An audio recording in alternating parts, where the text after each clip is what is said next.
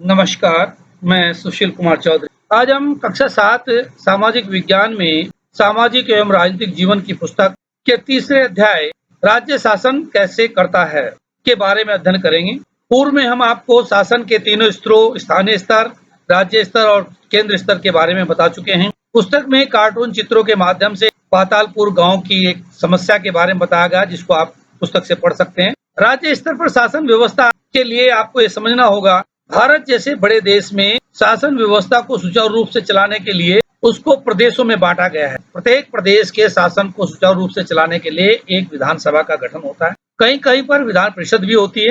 किसी भी प्रदेश में कितने विधानसभा के सदस्य होंगे यह संसद के द्वारा तय किया जाता है। उस पूरे राज्य को क्षेत्रफल और जनसंख्या के आधार पर बांट दिया जाता है। इस क्षेत्र को विधानसभा क्षेत्र कहते हैं। वहां से चुनकर आने वाले व्यक्ति को विधायक कहते हैं। विधायक अर्थात MLA, member of legislative assembly कहते हैं। पुस्तक में हिमाचल प्रदेश के बारे में बताया गया है, जहां पर के 68 निर्वाचन क्षेत्र हैं।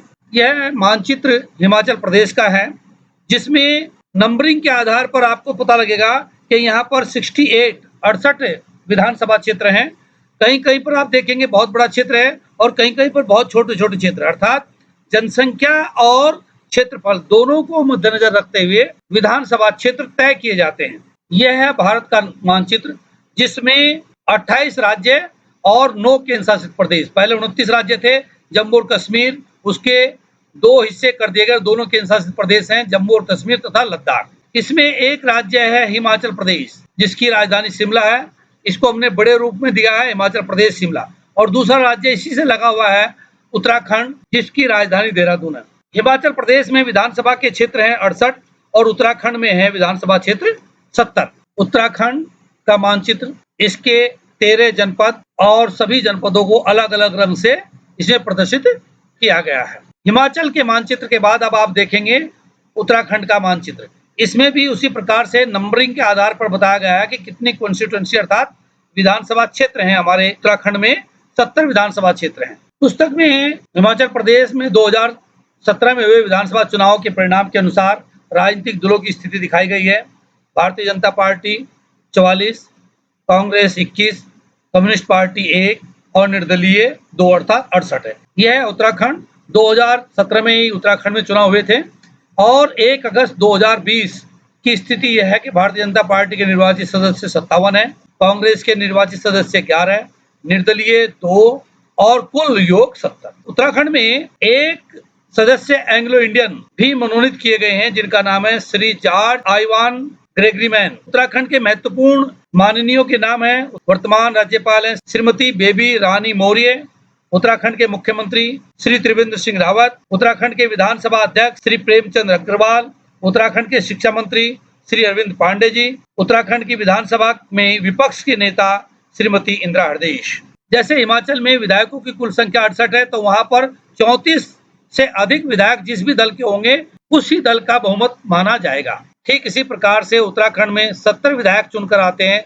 जिस पार्टी के भी 35 से अधिक विधायक चुनकर आते हैं उसी पार्टी का बहुमत होता है और वही सरकार बना लेती है और दूसरी पार्टी या विचारधारा के लोग विपक्ष में बैठते हैं। हिमाचल प्रदेश में भी 68 में 44 सदस्य भारतीय जनता पार्टी के थे, वहां पर उन्हीं की सरकार बनी। और उत्तराखंड में भी 70 विधायकों में से 57 विधायक भारतीय जनता पार्टी के हैं, इसलिए वहां पर भी भारतीय जनता पार्टी की सरकार बनी।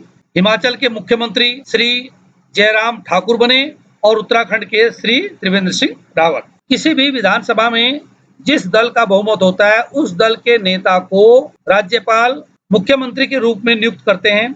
शासन के विभिन्न मंत्रालयों या विभागों को सही तरीके से चलाने के लिए मुख्यमंत्री की सलाह पर राज्यपाल अन्य मंत्रियों की नियुक्ति करते हैं और यह सभी मंत्री तथा मुख्यमंत्री मिलकर मंत्रिमंडल कहलाता है, जो कि राज्य में सभी विभागों का कार्य को देखते और कराते हैं। विधानसभा में बहस। लोकतंत्र में विधानसभा सदस्य मंत्रियों मुख्यमंत्री से प्रश्न पूछते हैं और किसी महत्वपूर्ण विषय पर बहस करते हैं, निर्णय तक पहुंचाने में सहयोग प्रदान करते हैं। राज्य में अनेक प्रकार के टैक्सों से प्राप्त होने वाले धन को किस प्रकार से खर्च किया जाएगा, कहां-कहां किस योजना में खर्च किया जाएगा, इसका निर्णय भी विधानसभा में ही होता है। पुस्तक में विधायकों की चर्चा का वर्णन है। विधायक एक अपने क्षेत्र में 3 हफ्तों में हैजा के कारण 15 लोगों की मृत्यु होने की चर्चा करता है और सरकार से कहता है कि आप असफल हो गए हैं बीमारी रोकने के लिए भी और मेरे क्षेत्र में लोगों के जान माल की रक्षा की जाए। विधायक 2 के द्वारा प्रश्न पूछा गया कि सरकारी अस्पतालों की दशा इतनी खराब क्यों हो गई है कि सरकार जिला अस्पतालों में डॉक्टरों की नियुक्ति क्यों नहीं करती है जिससे लोगों को अच्छी सुविधाएं दी जा सके। विधायक 3 उठते हैं, वो कहते हैं मेरे निर्वाचन क्षेत्र में भी पानी की गंभीर समस्या है। औरतों को पानी लेने के लिए 3 से 4 किलोमीटर चलना पड़ता है और मैं चाहूंगा कि पानी की व्यवस्था अच्छी की जाए, वहां टैंकों के द्वारा या कुओं और तालाबों की सफाई कराई जाए।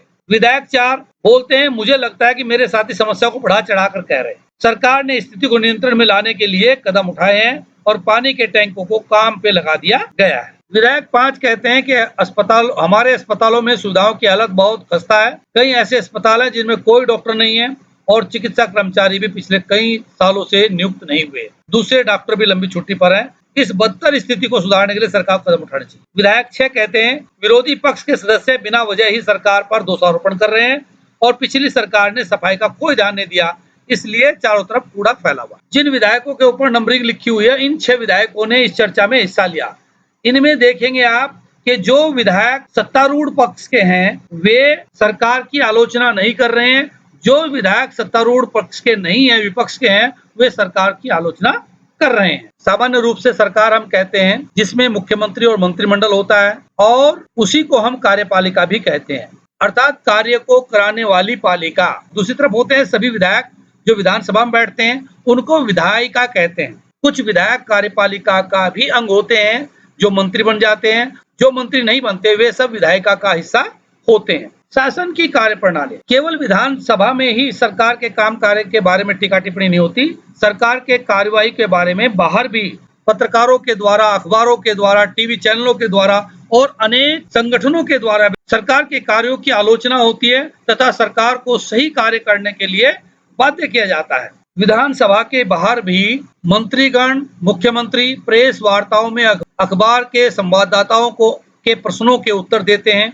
और वही प्रश्न और उत्तर समाचार पत्रों में छापे जाते हैं जिससे जनता को पता चलता है कि हमारी सरकार हमारे लिए क्या कर रही है। विधानसभा में हुई बहस के बाद मुख्यमंत्री और दूसरे मंत्री राज्य में दौरा करने के लिए गए और वहां पर जो समस्याएं थी उनके लिए मुख्यमंत्री ने धन देने का वादा किया और जल्द से जल्द उन समस्याओं का अंत करने का आश्वासन दिया। इसी प्रकार से प्रत्येक कार्य के बारे में मंत्रीगण और मुख्यमंत्री समीक्षा करते हैं, उन विभागों से उन समस्याओं को जानते हैं और उनका समाधान करने का प्रयास करते हैं। जिन कार्यों को सरकार नहीं जान पाती वह समाचार पत्रों के माध्यम से तथा अनेक संगठनों के द्वारा सरकार को बताने के लिए कार्य किया जाता है। सरकार गांव की साफ सफाई, शिक्षा, चिकित्सा और सड़कों का निर्माण तथा अन्य विभिन्न प्रकार के कार्य कराती है। लोकतंत्र में विधायकों के रूप में जनता के प्रतिनिधि चुनकर विधानसभा में आते हैं और वह अपने अपने क्षेत्रों की समस्याओं को से सरकार को अवगत कराते हैं तथा उनका समाधान करवाते हैं। यहाँ इस चित्र में लोग अपने क्षेत्र की समस्या को लेकर इकट्ठे हुए हैं, अपने नेताओं तथा सरकार को अपनी मांग से अवगत करा रहे हैं। उसी प्रकार की बहुत सी समस्याएं हमारे गांव और क्षेत्रों में भी हैं और उन समस्याओं के बारे में आप अपनी पुस्तक में अलग से एक लेख लिखिए, किस प्रकार की समस्या है और उससे जनता को क्या क्या हानि हो रही है तथा उसके लिए आप अपने स्तर से समाधान भी बता सकते हैं। इस प्रकार से यह अध्याय खत्म हुआ। धन्यवाद।